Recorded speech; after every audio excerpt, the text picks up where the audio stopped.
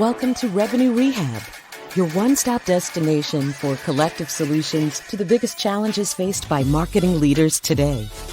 Now head on over to the couch, make yourself comfortable, and get ready to change the way you approach revenue. Leading your recovery is modern marketer, author, speaker, and chief operating officer at Tegrita, Brandi Starr.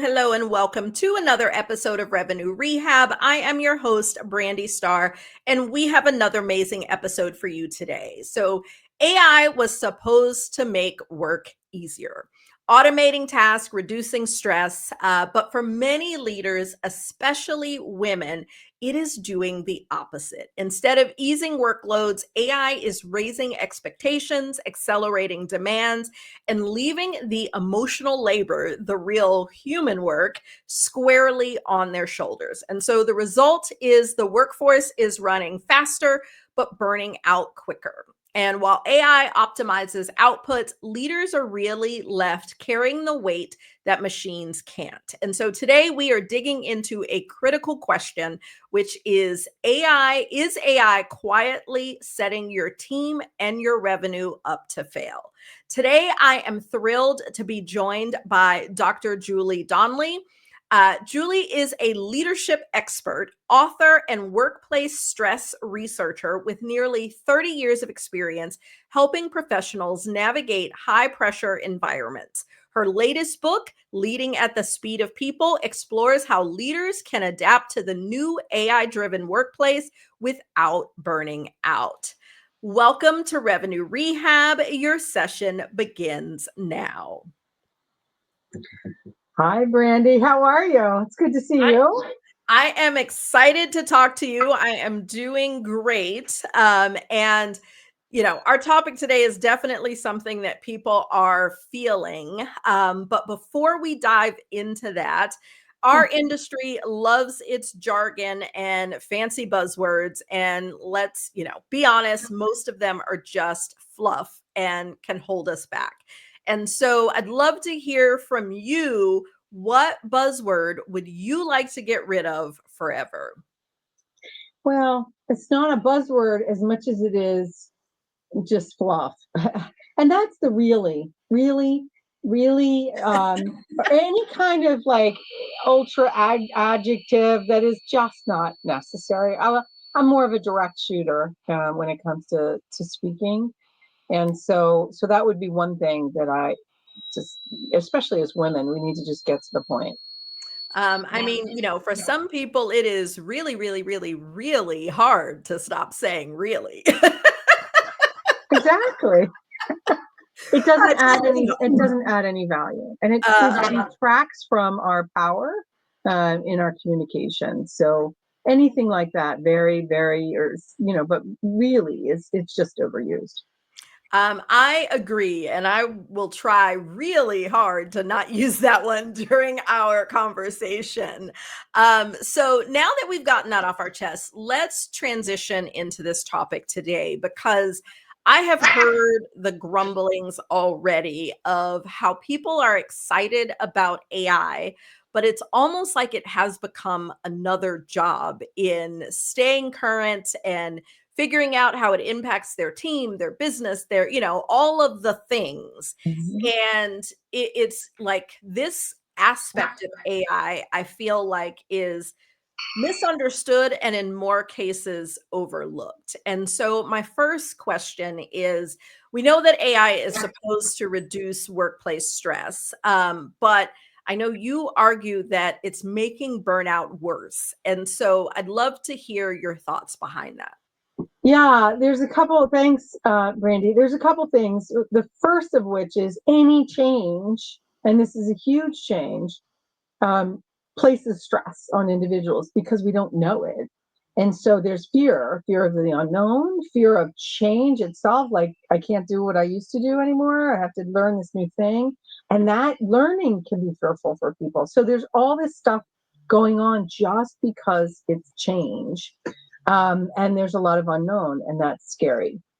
The second piece to that is what you had mentioned in the introduction, and that is that the one thing that AI cannot do, at least not yet, is the emotional labor.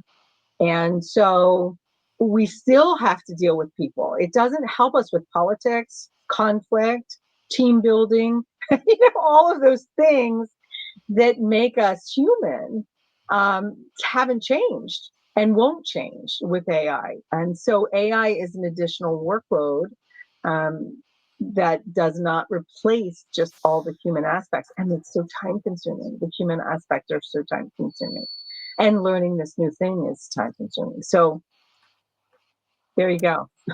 And here's where it's like I both agree and see some places where I do see AI helping with that.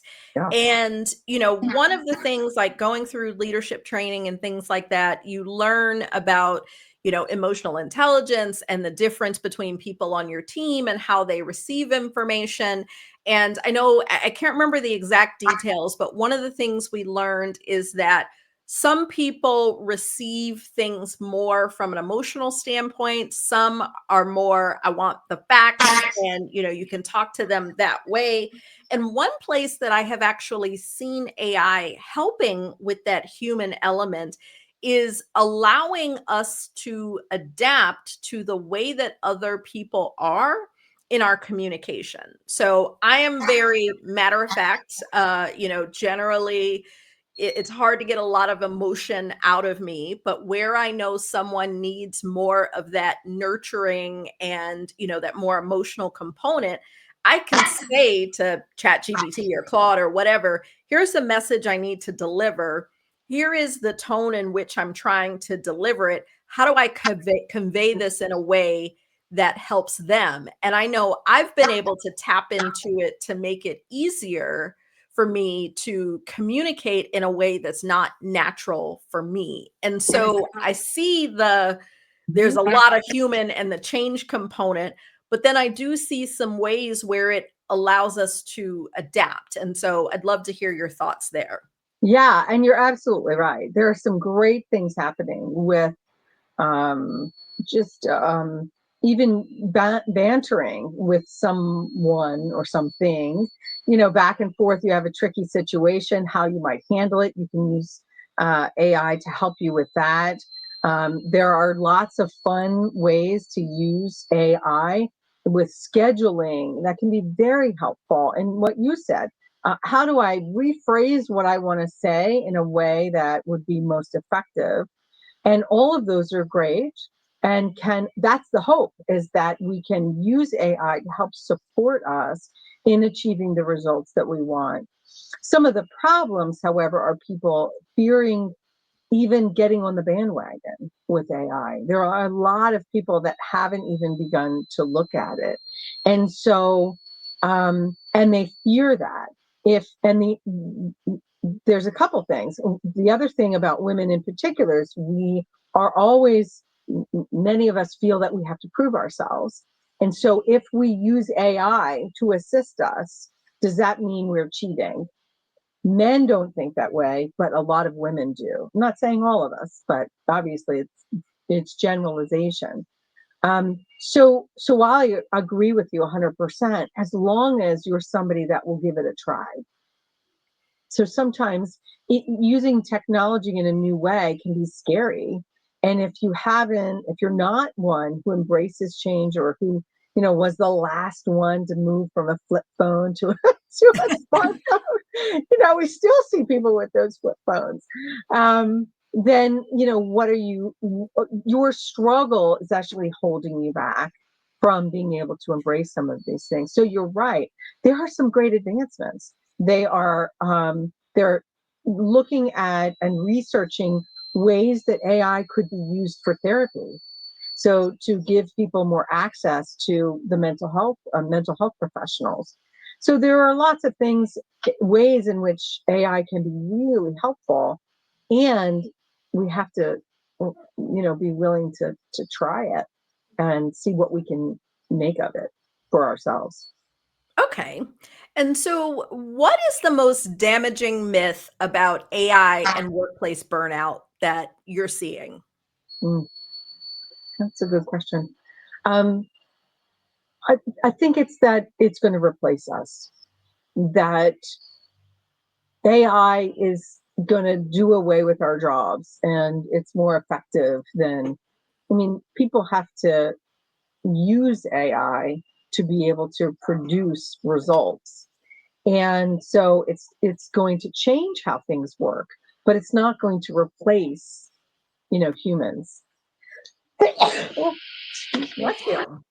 Yeah, and I do think that that is one that comes up so often right now is, you see all the headlines and LinkedIn posts and, it's a bit of a scare tactic almost to try to get those people who are laggards in adopting AI. It's almost like scaring them into it, which doesn't feel like the best approach. Like it is important that everyone really lean in and start to understand because it is changing so much. But I do agree, like that AI is going to take your job is not the right framing. It's about partnering with AI, and I think this is what one thing that people can do to reduce the stress. You don't have to know everything there is to know about AI. You just need to know, how can you use it? How can it help you in your current role? Not everything, every role, but just in your current role. And there are a lot of things happening, but you don't need to know all those. You just need to know how it might be able to help you in the role that you're in. Like you gave a great example. If you're not great at communicating via email in a way that people can really understand, using an AI feature, Claude, Chat, whatever one that you prefer, Bard, um, to rephrase that, that's going to be really great for you if you're allowed at your workplace. Some workplaces don't allow it, but that's going to be really helpful. And it's really, you're demonstrating how to best use it in your workplace, and you're taking pride in how you communicate. So there are lots of positives to that. And so I think that that's one of the big things that people can do to reduce their stress.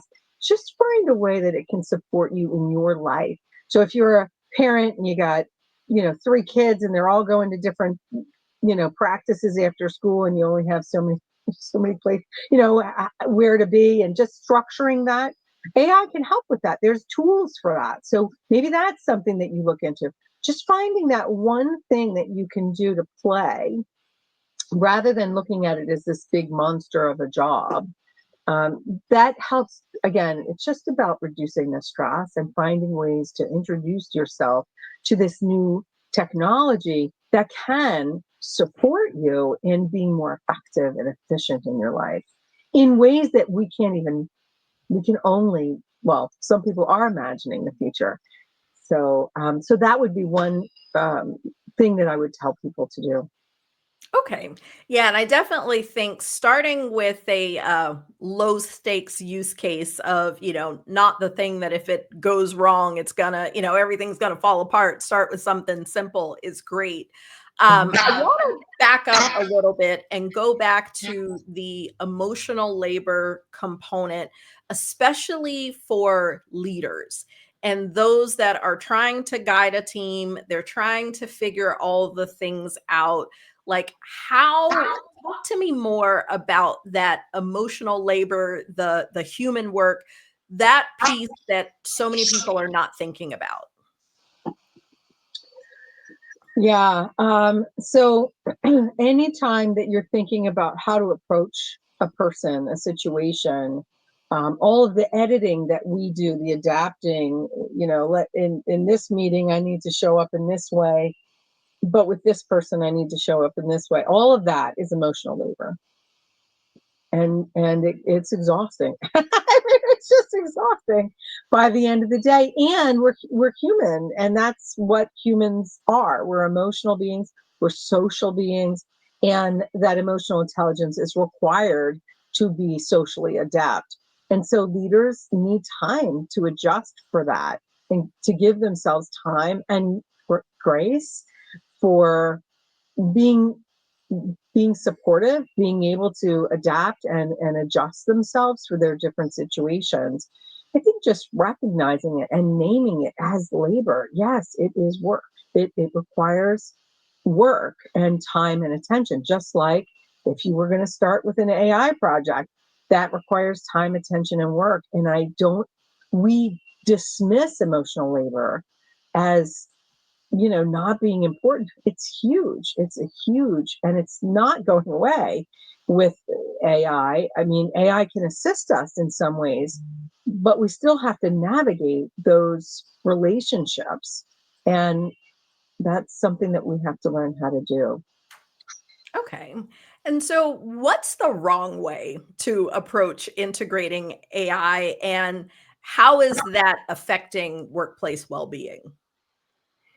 Well, I think the wrong way to integrate AI is to tell people use AI, not give them any, right? They need training, they need boundaries, they need policies and procedures. When can I use AI? What can I use it for? What can I not use it for? And then train them. And then leaders can reinforce the training and offer support and a place for them to ask questions. Without having guardrails, then it can be really messy and scary.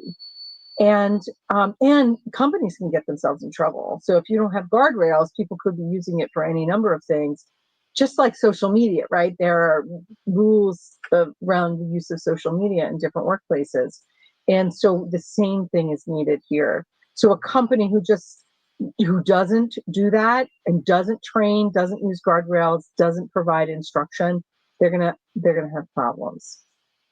Okay. And I definitely agree there. The pushback that I have heard repeatedly is that everything with AI is moving so fast that Mhm. organizations trying to put guardrails in place, and more than the guardrails, trying to put training in place, they don't feel like they can keep up. So, if you think about social media, it was Mhm. sort of like, you know, we saw social really being used just by individuals communicating with people they knew. And it kind of slowly evolved into a place where businesses were leveraging social, and there already was more of a history, so to speak, to start from. There were fewer tools to train people on. Like, it was a lot easier to set those boundaries and make sure that people are properly trained. And now, even looking at, just at one point, the common tools couldn't access the internet. Now they can. At one point, they couldn't do anything with imagery. Now they can. It's like all of these things. It's like if you set guardrails for the rules of engagement today, those rules are outdated by tomorrow. And other than small organizations, most companies can't keep up. And that's where they are seeing things kind of go off the rails, to be a little extra dramatic. And so, what do you say to those people who are like, yeah, I hear you, we need guardrails and training, but how do we keep up? Yeah, and your example of using social media is a good one. There are social media experts that these companies now hire because they can't do it. So they bring in someone to run their department. And the ones I have coached some of those, they're young because they know this stuff, right? And so it's not the company, but they're going to have to find a way to put someone or a group of someone's in charge of leading that process within the organization. There just has to be a strategy for it. And but you're right, you run the risk of slowing things down. That doesn't mean that you don't need some guardrails, some um, guidelines to give people. And if there are going to be those people in your organization that are the ones who pick it up the quickest, and they just want to, then the creative ones, then maybe you create a think tank that enables them to learn everything they need to learn about your industry, what you do, so that they can instruct or provide instruction to the organization. I don't have the answer, but when you don't have anything and then you expect people to use AI wisely and cautiously, they can't do that without some expectations being given to them. That's a good point. And I do like the idea of tapping those who are naturally early adopters and very curious and being able to leverage them to help to push things forward. I definitely am a fan of bringing in third-party experts who can help the org move faster and have the right expertise. Um, I want to get back to something else you said early on, is that this is impacting women leaders even more. So it's one of those things that's impacting everyone, but taking a greater toll on women. And I'd love to hear your perspective on that. Yeah. There are some statistics on women not using AI as much. So one of the risks is that, and if AI is generative and it learns as it goes, and women are not using it as much as men, then it is learning from the people that are using it. So that is a problem. And of course, worldwide, there are many cultures that don't have the access that we have, which their voices aren't being included in the generations of AI. And so, um, and I think the other piece of that is just the opportunity. What opportunities do women have in their workplaces to adopt AI? How fearful are they of change, of technology? And how willing are they to take the leap and dive in and choose it, choose to use it and find ways to use it. So we need women to step up and start using it and talking about it and being involved in some of these things. And they're doing so, but at a slower pace than men, which is part of the problem that we're experiencing, at least right now. Yeah, and I think there's, you hit on a couple pieces because one, thinking about the technology itself, if the voices that are helping to train and iterate it are, of just one group, you are then creating big gaps in the learning. You can create bias and all of those things. And then I also think there's a just natural inclination for women to take on more of that emotional component and stress that comes along with the change management that you talked about earlier, especially when the change is rapid. Are you seeing that across organizations that you've worked with before as well? Yes, and I just want to speak to that. The issue here, I think women are naturally more competent, more capable of navigating emotions and emotional conversations, and taking on the emotional labor. The problem isn't that we do it, it's that it's not valued in the same way as other skills. And it needs to be, because it is time consuming. So if we're spending more time navigating these tricky situations, then we're not spending that time learning AI and helping to navigate or learn new things. And so that could be in our um, not in our favor. So Okay. there, so that I'm sorry. Go ahead. No. I was verbally digesting what you were saying because I do think that that is a really key piece.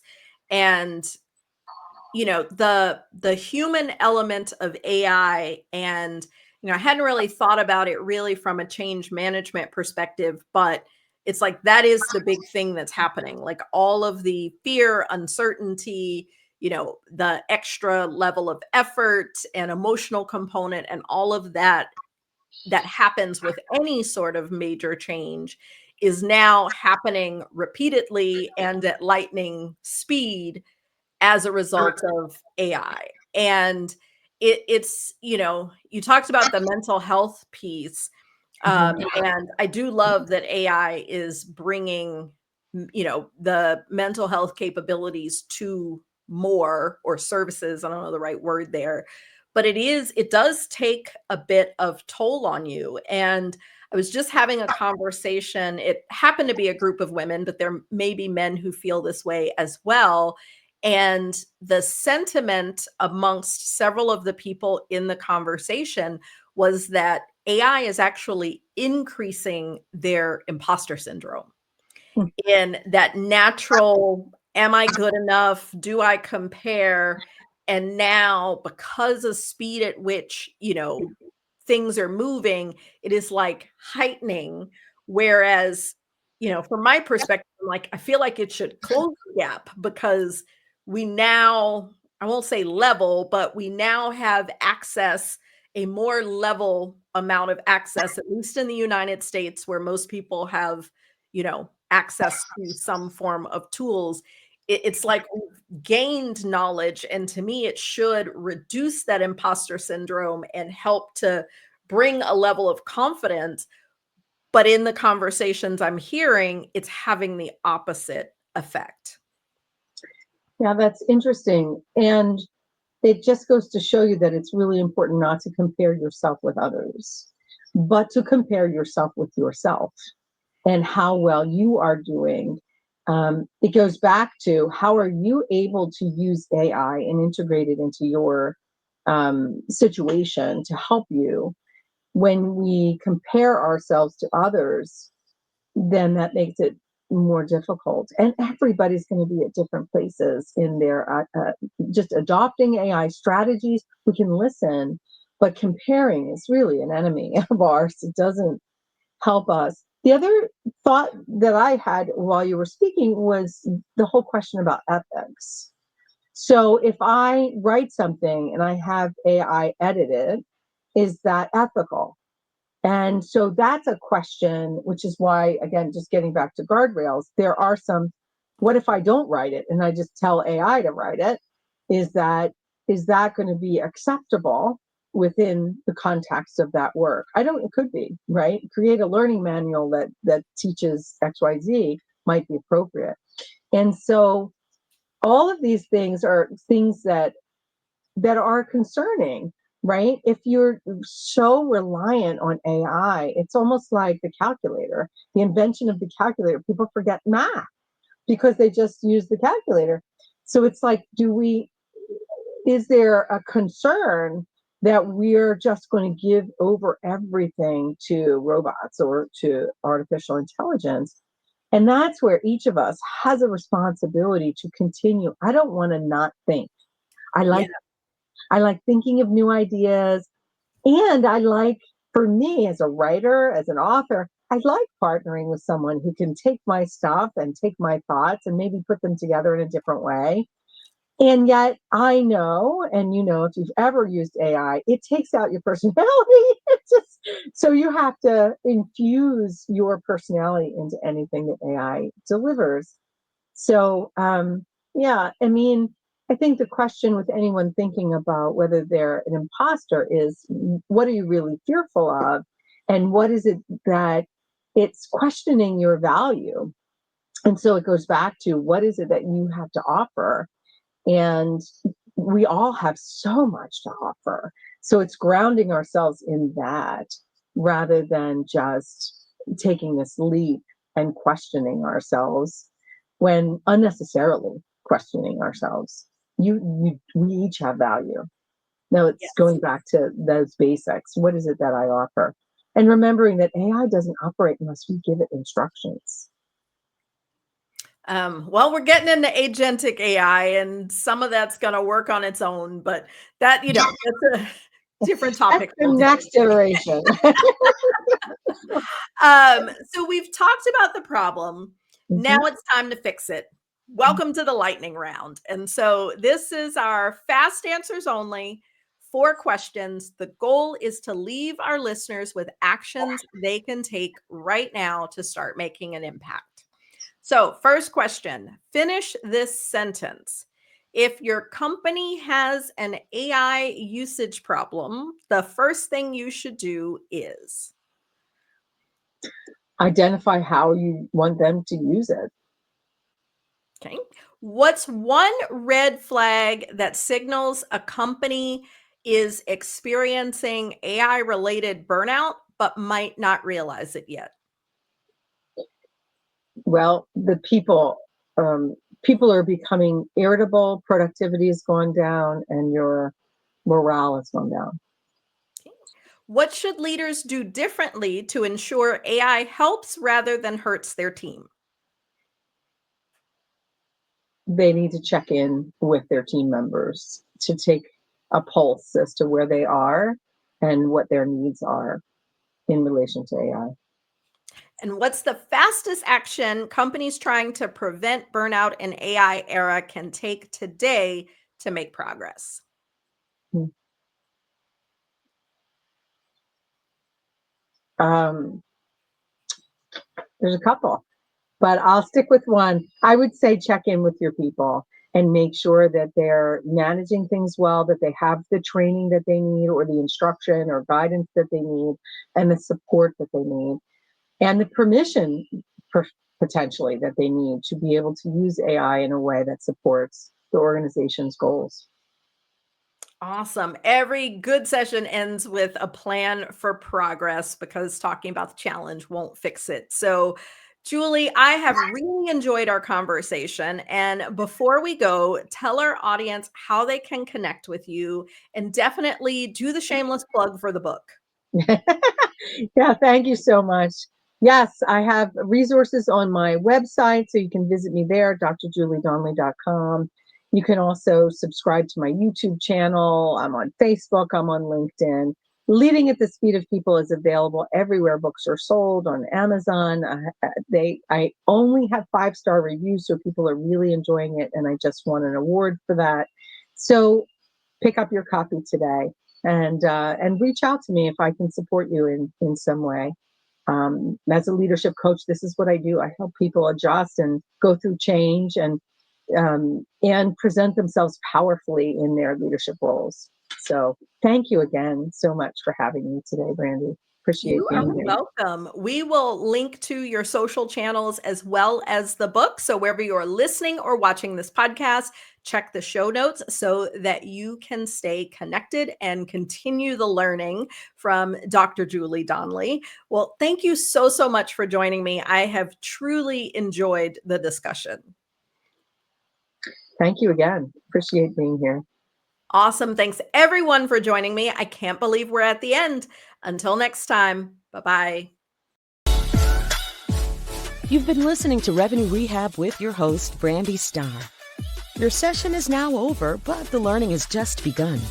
Join our mailing list and catch up on all our shows at revenuerehab.live. We're also on Twitter and Instagram at Revenue Rehab.